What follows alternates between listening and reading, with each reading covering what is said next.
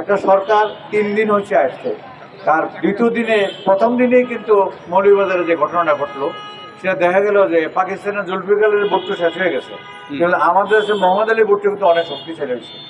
যে মোহাম্মদ আলী ভুট্টো পাকিস্তানের জুলফিকারের ভুট্টো ওনার তো আমরা যুদ্ধই করছি 71 সনে জুলফিকারের ভুট্টোর সাথে আমরা যুদ্ধ করে যুদ্ধে জয়লাভ করছি, আর মোহাম্মদ আলীর লোকে যুদ্ধ করাটা খুব একটা কঠিন না।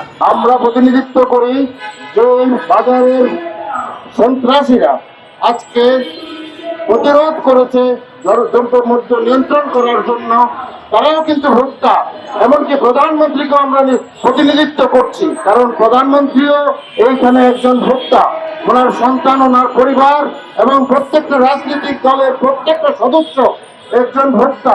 কাঁচামরিচ আর লেবু, আমরা লেবুর একটা গড় সিজন চলতেছে, কাঁচামরিচের কিন্তু গড় সিজন না।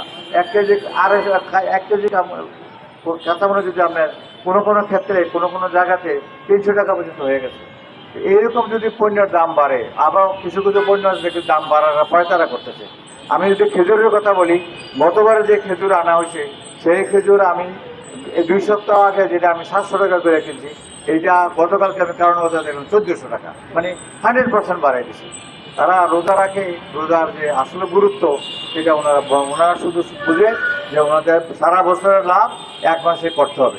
আমরা যেটা বলতে চাচ্ছি যে আমরা যেহেতু 18 কোটি মানুষ আমরা ভোক্তা, আমরা চাই ব্যবসায়ী যারা আছেন তারা সৎভাবে ব্যবসা করবেন, তারা মিনিমাম মুনাফার জন্য কিন্তু আমরা এফবিসিসির এই ক্যাব কিন্তু এফবিসিসির একটা এমইউ করা আছে তাদের সাথে, যে তারা রমজান মাসে পণ্যের দাম বাড়াবে না, এবং সেই মিটিংয়ে তারা ওয়াদা করছে, বলছে এবারে রমজানে পণ্যের দাম গত বছর কম ছিল বলছে তারা, এই বছর আরও কমবে। কিন্তু আমরা বাজারে গিয়ে কী দেখলাম, প্রতি কেজি পণ্যের দাম যে কোনো পণ্য ধরতে গেলে দেখা গেছে গতবারের চেয়ে বেশি। তো আমরা তাদের সকলের কণ্ঠস্বর হিসাবে এখানে জানাতে চাই যে যদি ভোক্তাদের অধিকার রক্ষা না করেন তাহলে ভোটে জিতা কঠিন হয়ে যাবে ভবিষ্যতে।